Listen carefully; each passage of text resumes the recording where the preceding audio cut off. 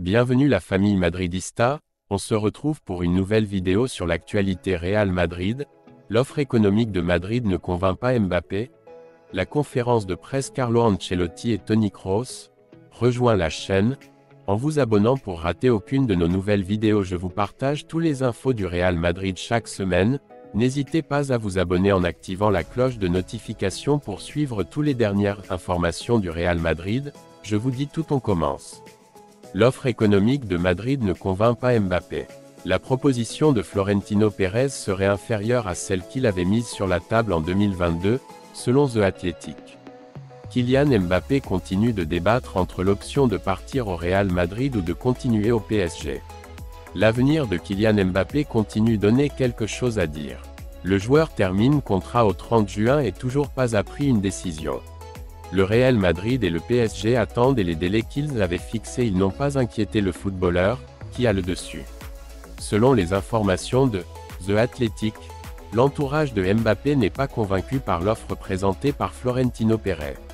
Bien que l'espoir grandisse au sein du club blanc que cette fois ce sera le charme, le joueur continue de cueillir la marguerite.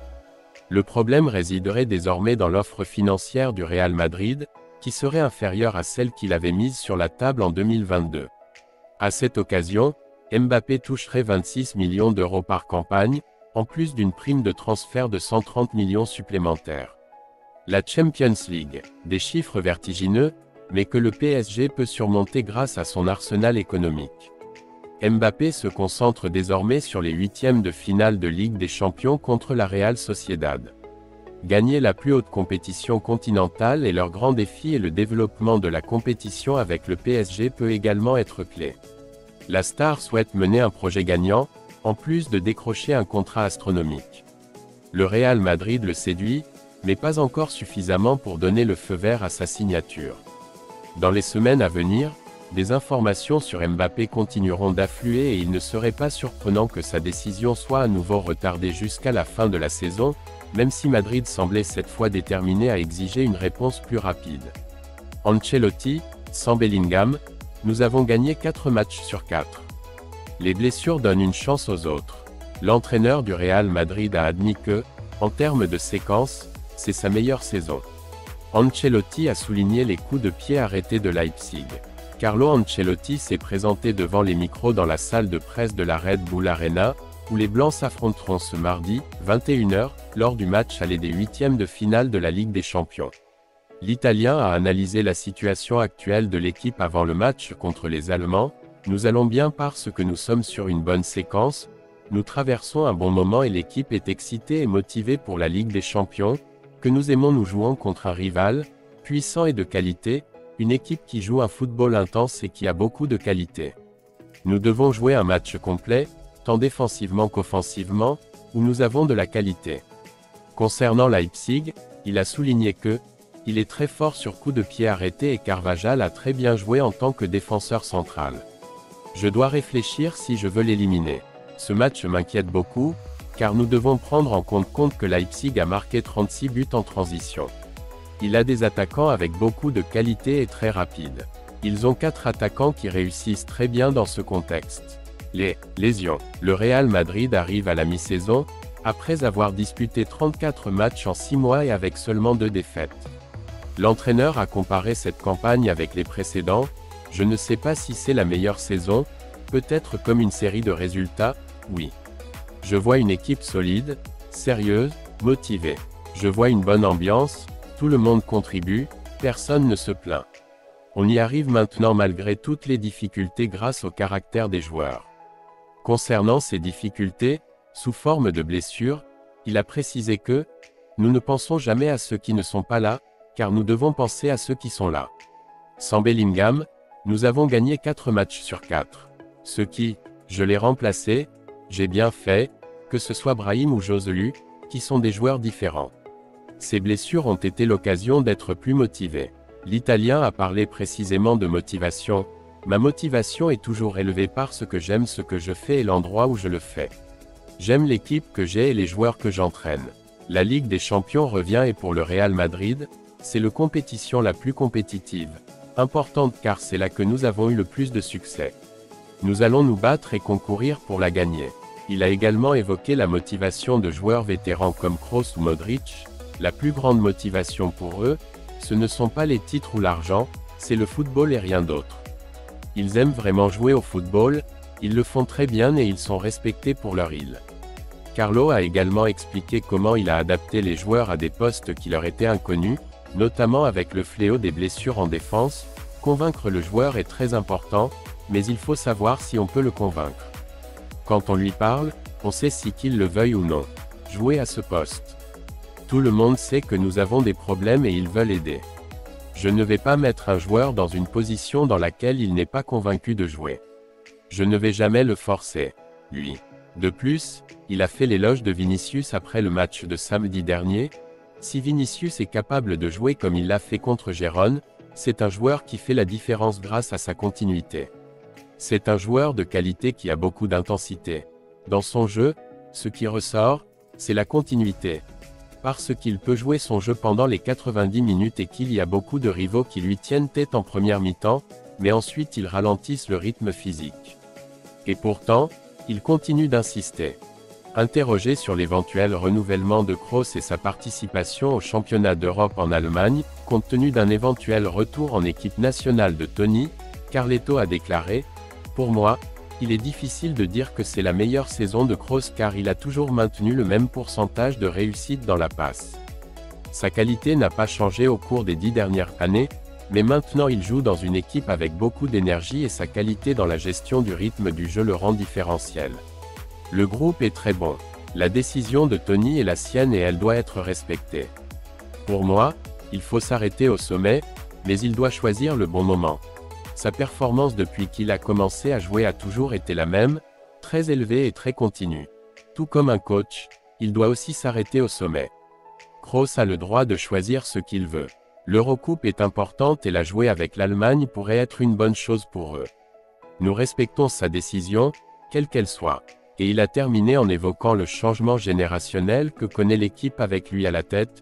Une transition naturelle est en train de s'opérer dans l'équipe et nous n'avons pas besoin de la pousser.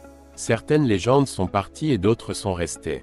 La base de la réussite de cette transition, c'est le manque d'ego des vétérans qui sont restés et qui a permis aux jeunes de très bien s'adapter au vestiaire et à ce club. Toni Kroos, sur son avenir, je n'ai encore rien décidé, je suis content qu'il y ait des gens qui veulent que je continue. Le milieu de terrain du Real Madrid a confirmé ses doutes quant à sa continuité dans l'équipe blanche et a ouvert la porte au prochain championnat d'Europe. Il y a une possibilité. Toni Kroos, milieu de terrain du Real Madrid, s'est présenté ce lundi en conférence de presse avant d'affronter Leipzig, mardi, 21 h, en huitième de finale aller de Ligue des Champions. L'Allemand a clarifié les doutes sur son renouvellement et a évoqué le changement générationnel que connaît le milieu de terrain blanc. Lorsque Carlo Ancelotti a été interrogé lors de la conférence de presse précédant le match de samedi contre Gérone sur l'éventuelle retraite de Kroos dans 4 mois, l'Italien a sorti son humour classique d'un chapeau. S'il le fait, il a du caractère et des couilles. Je pensais que je ne durerais pas tant d'années. Et à 34 ans, le contrat de l'Allemand se termine cette saison. Les questions sur sa continuité dans l'équipe blanche ont donc été très récurrentes toute l'année. La vérité est que je ne sais pas, j'y pense encore, je n'ai rien décidé, je suis content que les gens veulent que je joue un an de plus. C'est toujours bon signe, a-t-il déclaré. Par ailleurs, le joueur a confirmé qu'il envisageait de suivre la feuille de route de Carlo Ancelotti. Il est possible qu'il prenne la décision avant la fin de la saison, comme il l'a fait. La mentalité du milieu de terrain blanc a pris un virage à 180 degrés, car il avait toujours dit que 32 ans serait un bon moment pour prendre sa retraite, mais au cours de ces 10 années dans la capitale blanche, son opinion a changé. J'ai été surpris par la capacité de ma tête et de mon corps, je pensais que je ne tiendrais pas autant d'années. L'important a été d'être motivé et d'avoir l'envie de gagner comme il y a 10 ans. Sinon, tu as gagné, je n'y arriverai pas. Le corps fonctionne, parce que j'en prends beaucoup soin. Les choses se passent bien, a déclaré le joueur. Le danger d'affronter un rival, facile.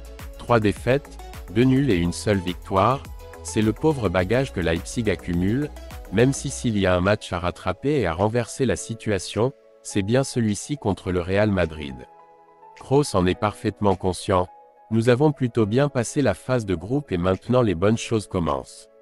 Ici, nous avons perdu l'année dernière, une équipe très forte nous attend. 3 défaites, 2 nuls et une seule victoire, c'est le pauvre bagage que Leipzig accumule, même si s'il y a un match à rattraper et à renverser la situation, c'est bien celui-ci contre le Real Madrid. Kroos en est parfaitement conscient. Nous avons plutôt bien passé la phase de groupe et maintenant les bonnes choses commencent. Ici, nous avons perdu l'année dernière, une équipe très forte nous attend.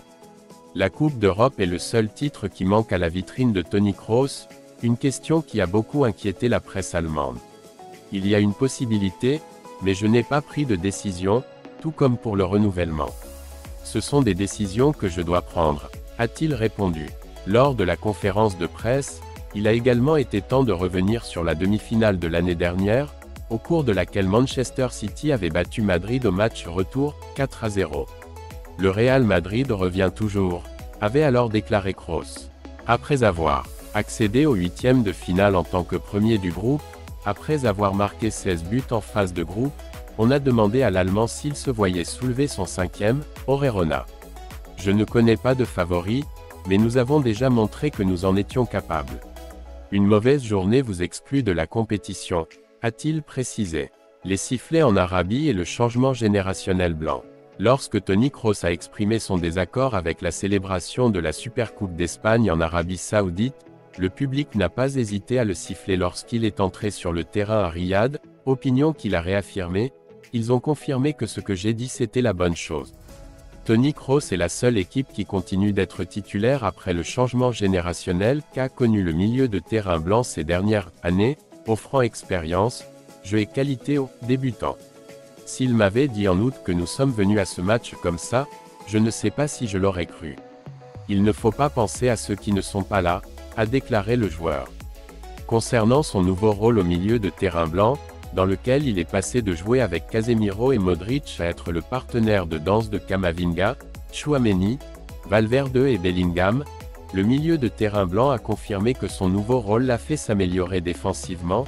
J'ai joué plus de fois en 6. Il faut penser un peu plus à la défense qu'en 8.